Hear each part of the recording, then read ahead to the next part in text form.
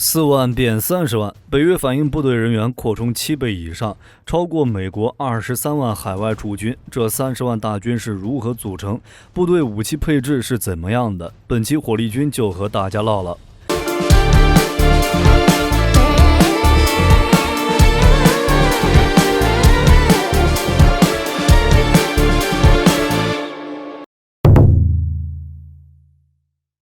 美国是第一个建立起规模达20万人以上快速反应部队的国家。在美国的影响下，其他国家地区军事联盟也相继开始建立自己的反应部队。尽管规模大小不同，但作用没有什么区别，都是要求在最短时间内对突发事件做出反应并控制事态发展。北约反应部队就是其中之一。它隶属于北大西洋公约组织，建立于2023年10月15日。2014年，俄罗斯吞并克里米亚后，北约感受到危机，增设了一支大约2万人的先锋部队，使北约反应部队整体规模扩充至4万人。2022年2月25日，由于俄罗斯入侵乌克兰，北约首度部署和出动陆海空北约快速反应部队，并于同年6月29日，北约各成员国同意将北约快速反应部队扩充到30万人以上，以应对未来的危机。2023年7月11日，北约欧洲盟军最高指挥官克里斯托弗·卡沃利在立陶宛举行的北约峰会上表示，处于完全战备状态的北约部队人员数量已增加700%。以上就是北约反应部队从2万到4万再到如今30万的过程。那现今的30万大军如何组成的？北约反应部队的士兵由多国派兵组成，包含海陆空三军和特种部队，并实施轮换制度。比如在草创阶段，北约反应部队共有9000名军人，来自14个成员国。人数最多的国家是西班牙，共有2200人，其次是法国1700人和德国1100人。捷克和波兰进驻人数最少，只有60人和20人。美国暂时派遣300人，其他各国凑足3620人，之后用了3年才慢慢补充完2.5万的编制。而今的30万人是从2022年4万人扩编而来。由于俄乌冲突的发生，北约的首要任务变成了保护东翼安全，不仅调遣反应部队数千兵力前往东翼成员国以增强防御力量，而且还要求扩充东翼的军力，将反应部队规模扩至旅级。如立陶宛4万编制时规模只有1600人，而到了今年3月6日，德国防长皮斯托留斯在访问驻立陶宛德军特遣队时就表示，立陶宛已经开始建设接收5000人组成的旅和装甲车所需的基础设施，且德国方面表示愿意指挥立陶宛作战旅，且作为北约增强在立陶宛前沿存在的一部分，德国准备在原有1000名编入立陶宛铁狼步兵旅的基础上，增加至5000至6000名军人。斯洛伐克也同样如此，武装部队规模也从2022年的约1.4万增加到2.2万人。30万人看着很多，但北约现今有31个成员国，划下来一个国家还不到1万，更别说还有瑞典、乌克兰的拟加入。总的来说，这30万反应部队可分为2个梯队。第一梯队由大约10万名士兵组成，这批部队包括来自波兰、挪威、爱沙尼亚、拉脱维亚和立陶宛的军事力量，可能还包括北约已在东翼建立的多国战斗群。第二梯队的部队将作为支持力量进行部署，由剩余成员国在德国等国组建。至于30万北约反应部队的武器配置，在此之前我们需要先了解快速反应部队的特点。反应部队的普遍特点是满员率高、战备程度高、作战能力强。因为反应部队干的活就是要在第一时间完成部署，且在最短时间内控制事态发展，所以他们必须拥有超过传统部队的满员率和战备程度。如美军的第82空降师就是美陆军的反应部队之一，其总兵力16000人，即便是平时也始终保持一个旅处在3级战备状态，从接到命令开始，能在48小时内部署到全球任何一个地区，仅4天就能将整个师的兵力部署到事发地区。其比较经典的战役是发生在1990年8月2日的伊拉克入侵科威特战役。当时总统布什在8月7日2点正式签署沙漠盾牌行动计划。7点35分，第82空降师先头部队就在北卡罗来纳州的布拉格堡基地登机飞往沙特。也正是第82空降师的快速反应，直接震慑住了伊拉克军，让他们不敢轻举妄动。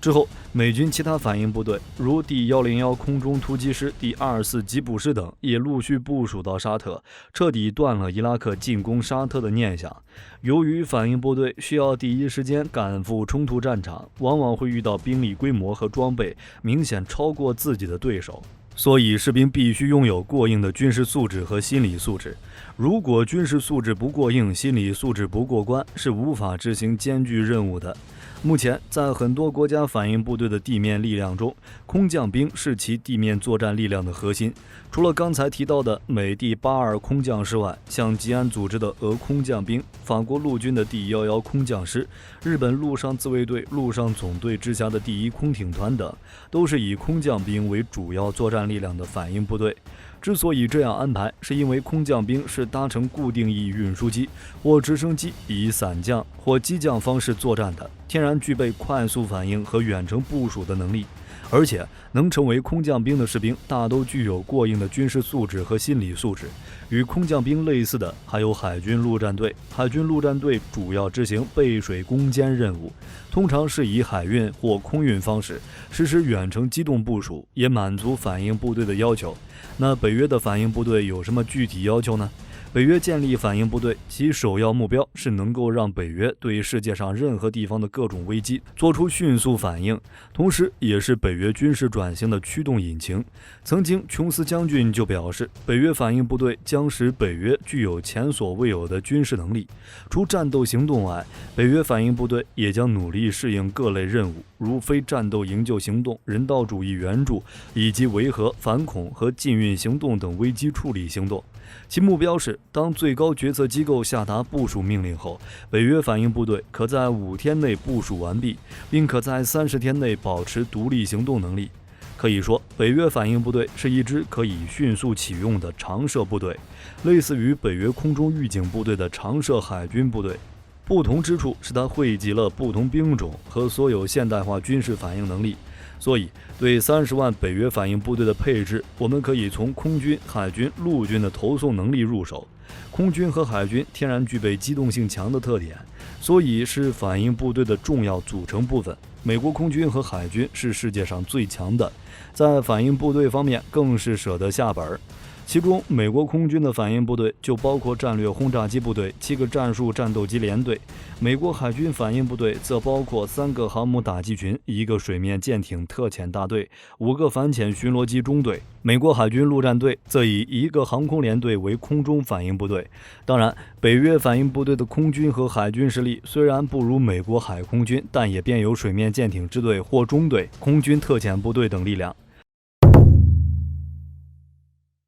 由于反应部队对投送能力要求极高，空运又是最快的投送方式，所以拥有数量可观的大型运输机至关重要。如刚才提到的第82空降师先头部队乘坐 C5 运输机到达沙特，第1战术空军联队的 F-15C 从美国飞行14个小时抵达到沙特，从欧洲和美国本土抵达的 RC-135 侦察机和 E-3 预警机开始在沙伊边境空中巡逻。又或是吉安组织的反应部队能快速出兵哈萨克斯坦，靠的就是俄空天军投入的70架伊尔76大型运输机和安124巨型运输机。强大的空运能力使吉安组织3000多人的反应部队在1天之内就部署到了哈萨克斯坦境内。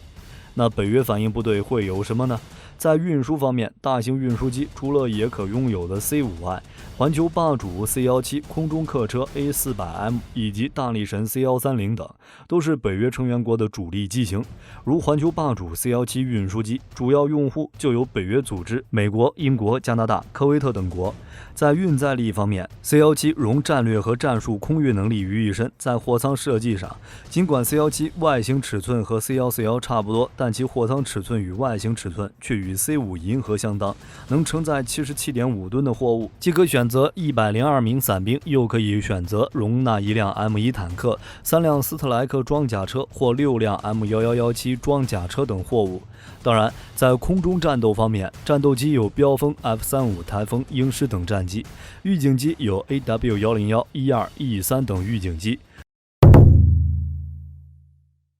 能进行海上运输的军舰有很多种，什么两栖突击舰、船坞登陆舰、海上预制舰、半潜船等。北约能选择型号实在太多了。在两栖突击舰中，除了美国外，法国的西北风号、迪克斯梅德号都具有很强的投送能力。如西北风两栖突击舰是目前法国海军和埃及海军的两栖突击舰级别，可以运载16架以上 NH-90 直升机或虎式直升机，和包含13辆勒克莱尔主战坦克在内的70辆以上车辆与其维修空间。在人员方面，船上能提供450到900名法国海军陆战队的运载空间，最高时速 18.8 节。而像其他军舰，如加拿大的哈利法克斯级巡防舰、丹麦的阿布萨隆级支援舰，都是北约反应部队现有的军舰。甚至连英国的威尔士亲王号航母都曾担任北约反应部队的旗舰。但其实除了军用运输舰船，民用大型船舶也是重要的快速投送力量，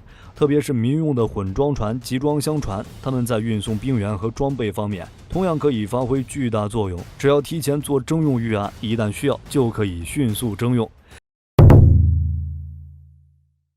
反应部队地面力量由于要求反应快速，所以在装备方面普遍轻量化，以降低空运架次和海运搜次。就大多数情况而言，反应部队地面力量相比于传统部队缺乏攻坚能力以及对抗重装部队的能力。但凡事皆有例外，一些强国的反应部队尽管装备轻量化，但火力、地面机动力和防护力却不差。如美军反应部队的第101空中突击师，总兵力达29000人，装备有大量的直升机、反坦克导弹、无后坐力炮、复仇者防空导弹系统、迫击炮等，具有强大的战场快速机动能力和火力。尤其是88架 AH-64 武装直升机，使该师能够对抗世界上任何一支重装部队。而北约火力军觉得虽不如美国，但相信也不会差太多。所以在装甲方面，法国 VAB 装甲车、意大利半人马装甲车、芬兰 AMV 装甲车都是反应部队的首选。配合上勒克莱尔豹2挑战者，实现步坦协同。在自行防空方面，猎豹式防空炮、神射手防空系统紧随其后，应该也具备较强的攻坚